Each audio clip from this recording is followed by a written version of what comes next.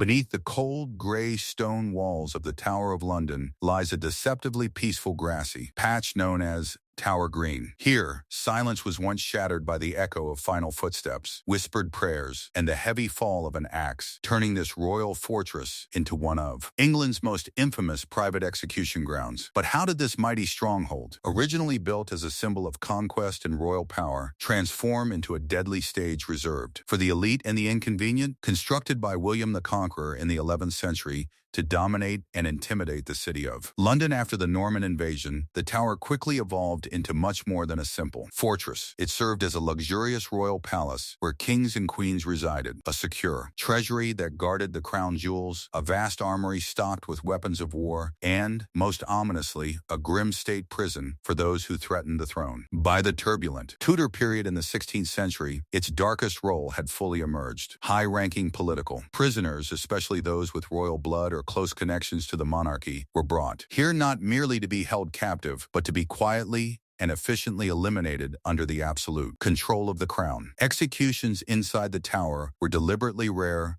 and highly selective. They were reserved for individuals whose deaths were considered too politically sensitive, too symbolically powerful, or too dangerous to be carried out publicly on nearby Tower Hill amid roaring crowds. These private executions almost always took place on Tower Green, a secluded, enclosed lawn, surrounded by ancient stone buildings where the monarchy could carefully control every detail: the timing, the witnesses, the message, and the narrative that followed. For women of noble birth, the experience carried a unique and profound terror. Accused of treason, adultery, heresy, or simply being a threat due to their bloodline or beliefs, they faced death in eerie silence, without the chaotic roar of a public mob. Yet their fear, humiliation, and despair were no less intense. Their executions were designed not only to end their lives, but to erase their influence, reputations, and sometimes their very names from history. Lady Jane Grey, the 9 Days Queen, and her heartbreaking end. Lady Jane Grey, forever remembered as the 9 Days Queen, was just 16 years old when the crown was thrust upon her against her will. An intelligent, gentle, and deeply religious girl who never sought power. Exceptionally well educated in Latin, Greek, and Protestant theology, Jane became a tragic pawn in the vicious game of Tudor politics and religious upheaval following the death of King Edward VI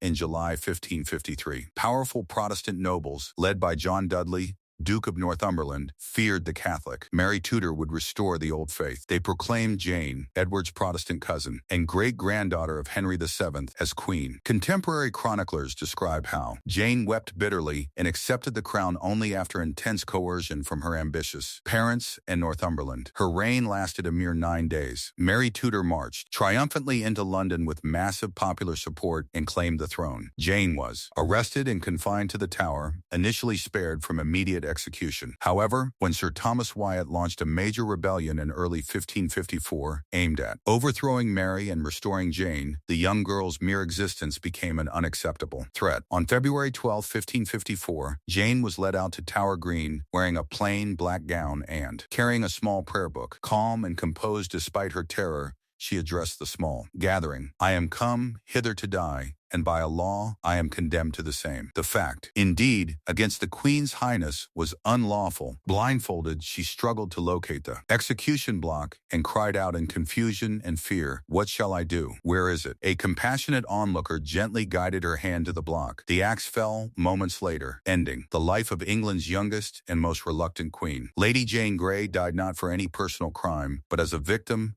of ruthless political ambition and the violent clash of religious dynasties. Margaret Pole, the Countess in her botched, brutal execution. Margaret Pole, Countess of Salisbury, was one of the last surviving members of the ancient Plantagenet royal line. Daughter of George, Duke of Clarence to Edward V, she had lived through the bloody Wars of the Roses, remained loyal to the Tudor dynasty for decades, and even served as governess to the young Princess Mary, receiving lands, titles, and favor from Henry VIII himself. Yet her prestigious bloodline and the outspoken criticism of her son Reginald Pole, a Catholic cardinal in Rome who publicly denounced Henry as a tyrant, made her a dangerous figure in the eyes of the paranoid king. In 1538, without any formal trial or proven charges, Margaret was arrested and imprisoned in the Tower. After more than 2 years of harsh confinement, on May 27, 1541, this elderly woman, nearly 70 years old and in poor health, was brought to Tower Green, refusing to place her head on the block and loudly protesting her innocence to the very end. Margaret faced a horrifyingly botched execution. The assigned headsman was inexperienced and unsteady. Chroniclers report that he missed his mark multiple times, striking her shoulders, head, and body in a chaotic and gruesome spectacle that shocked even hardened witnesses. Her body was carried away and buried without ceremony or grand marker in the chapel of St. Peter at Vincula. Margaret Pole's death was not justice. It was a calculated act of terror, designed to warn anyone who carried even a trace of royal Plantagenet blood. Anne Askew, the brave scholar tortured and burned for her faith. Anne Askew stands out as one of the most courageous and tragic figures executed during the Tudor era. Born in 1521 into a respectable Lincolnshire family, she was unusually well educated. For a woman of her time and passionately devoted to studying and interpreting the Bible in English, an act the Catholic Church had long forbidden to ordinary people, especially women. Married against her will to a Catholic husband, Anne eventually left him and moved to London, where she boldly preached Protestant reforms and distributed banned religious texts. Arrested multiple times, she was sent to the Tower of London in 1546. There, under direct orders from Henry VIII's conservative advisors, including Thomas Wriothesley and Sir Richard Rich, she became the only woman of noble birth to suffer the torture of the rack, an excruciating punishment that stretched and permanently crippled her body, leaving her unable to walk. Despite the unbearable pain, Anne refused to betray other reformers or renounce her beliefs. On July 16, 1546, too weak to stand, she was carried in a chair to Smithfield Marketplace and tied to the stake. As the flames rose around her, a bag of gunpowder was fastened to her chest to hasten her death. Anne Askew died not for treason or conspiracy, but simply for her unwavering faith and her courage to read and speak the scriptures. She left behind a remarkable written account, The Examinations of Anne Askew, one of the earliest known books authored by an Englishwoman, which continues to inspire centuries later. Catherine Howard, the young, doomed queen beheaded for love and naivety. Catherine Howard was barely 18 when she became the fifth wife of the aging, obese, and increasingly ill Henry VIII. Lively,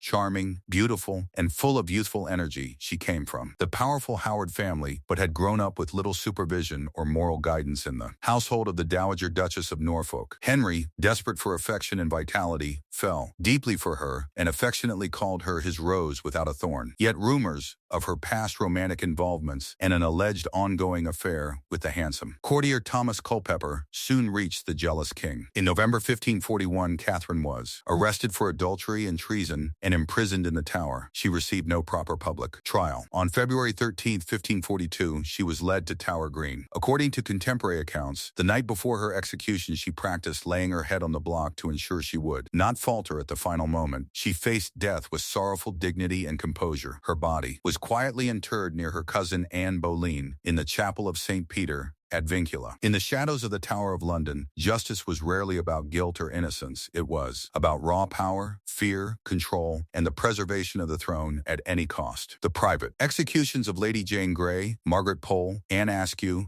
and Catherine Howard reveal how the Tudor monarchy ruthlessly sacrificed youth, loyalty, innocence, faith, and human dignity to maintain its grip on authority. Their tragic stories still echo through the centuries, serving as powerful reminders of the terrible human price paid when power remains unchecked and absolute. How did these silent, hidden deaths inside the Tower reshape the fragile relationship between the crown and its subjects? What lessons do they hold for us today about how those in authority treat the powerless and the inconvenient? Share your thoughts in the comments below. As the courageous Anne Askew wrote before facing the flames, I would rather read 5 lines of the Bible than hear 5 masses in the church.